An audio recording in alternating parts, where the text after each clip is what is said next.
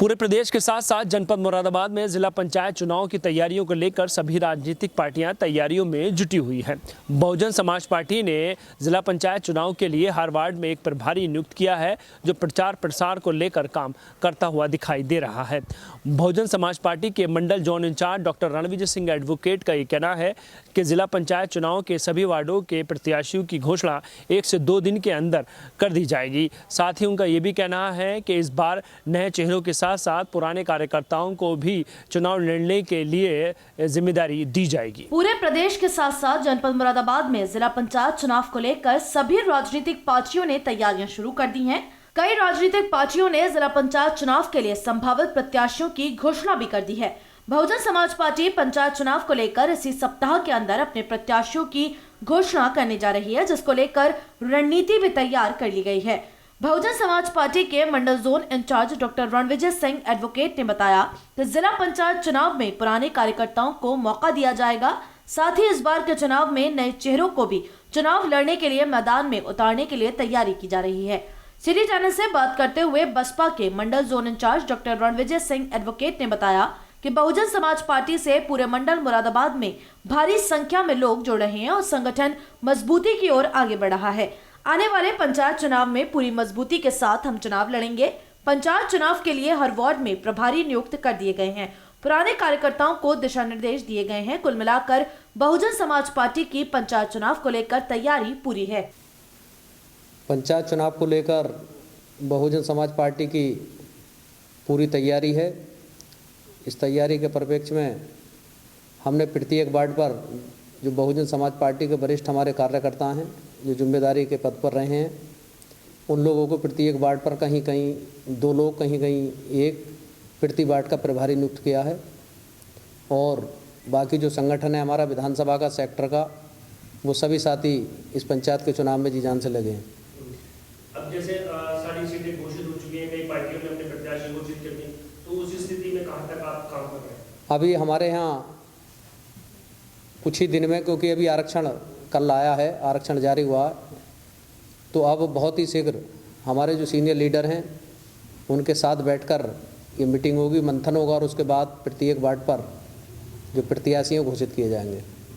पुराने लोगों को मौका दिया जाएगा कि इस बार कुछ नए चेहरों को भी मौका देने का? जी बिल्कुल, बहुजन समाज पार्टी हमेशा पुराने कार्यकर्ताओं को सम्मान देती आई है और इस चुनाव में भी हमारा पुरजोर कोशिश रहेगी कि जो बहुजन समाज पार्टी के पुराने हमारे मिशनरी कार्यकर्ता हैं, उन साथियों को आरक्षण के अकॉर्डिंग सबको मौका मिले और वो प्रत्येक वार्ड से जीत कर आएँ, बहुजन समाज पार्टी के झंडे को ऊंचा करें। आरक्षण जो हुआ है उससे कहीं ना कहीं आपको फायदा पहुंचेगा या फिर कहीं ना कहीं नुकसान दिखेगा? आरक्षण एक शासन और निर्वाचन की प्रक्रिया है। उसमें जो भी परसेंटेज SC का है या BC का, उसके अकॉर्डिंग यहाँ सीटें रिजर्व हुई हैं।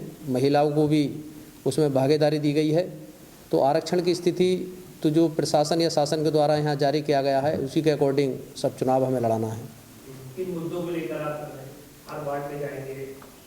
आज आप देख रहे हैं कि चाहे प्रदेश की सरकार हो या केंद्र की सरकार हो, जनता का बुरा हाल है। महंगाई का सबसे महत्वपूर्ण इस समय मुद्दा है और शिक्षा भी जो एक बहुत बेसिक ज़रूरत है हमारे समाज के लिए, वो भी आज आसमान छू रही है, क्योंकि हर व्यक्ति की ये हिम्मत नहीं पड़ रही कि अच्छे स्कूलों में अपने बच्चों को शिक्षा दिला सकें। तो स्वास्थ्य, शिक्षा और विकास के मुद्दे को लेकर और महंगाई के मुद्दे को लेकर हम जनता के बीच में चुनाव में जाएंगे। एक बड़ी चुनौती है आपका गाँव का चुनाव है।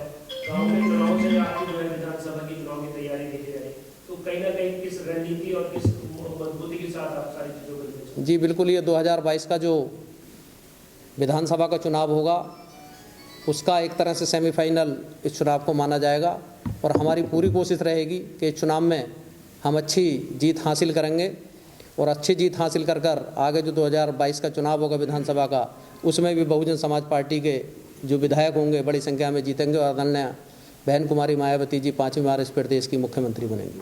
संगठन को कहीं ना कहीं मजबूती मिली है, कोई लोग आपसे जुड़े हैं? संगठन हमारा आदरणीय बहन जी के निर्देशानुसार जो हमें समय समय पर निर्देश मिलता है उसके अनुसार यहाँ संगठन काम करता है। हमारे सभी पुराने लोग और नए चेहरे भी, जो युवा चेहरे हैं, आज बहुजन समाज पार्टी के कारभार को आगे बढ़ाने में अपना योगदान दे रहे हैं। अभी फ़िलहाल में ही हमारे जनपद के जिलाध्यक्ष भी नए बने हैं, जो मेरे यहाँ बराबर में बैठे हुए हैं।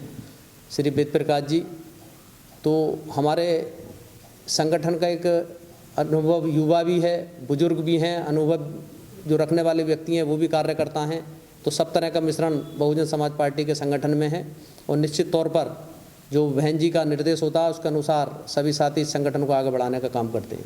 अपने कार्यकर्ताओं से कुछ कहना चाहते हैं? कार्यकर्ताओं से मैं ये अपील करूँगा कि आने वाले चुनाव का एक तरह से विकल्प बच चुका है और आचार संहिता भी कुछ समय बाद लागू हो जाएगी। सभी कार्यकर्ताओं को जो जिम्मेदारी दी गई है, जिन जिन बाटों पर जिन साथियों की जिम्मेदारी लगाई गई है या जिन विधानसभाओं की जो कमेटियाँ हमारी जो काम कर रही हैं वो अपने अपने क्षेत्र में, और उसके साथ साथ मैं अपने जो वोटर और समर्थक हैं उनसे भी अपील करूंगा कि पंचायत के चुनाव में बहुजन समाज पार्टी की ओर से जिस वार्ड पे जो भी प्रत्याशी पार्टी की ओर से घोषित किया जाएगा उसे एक एक वोट देकर भारी बहुमतों से विजयी बनाएंगे और बहुजन समाज पार्टी को मजबूत करने का काम करेंगे।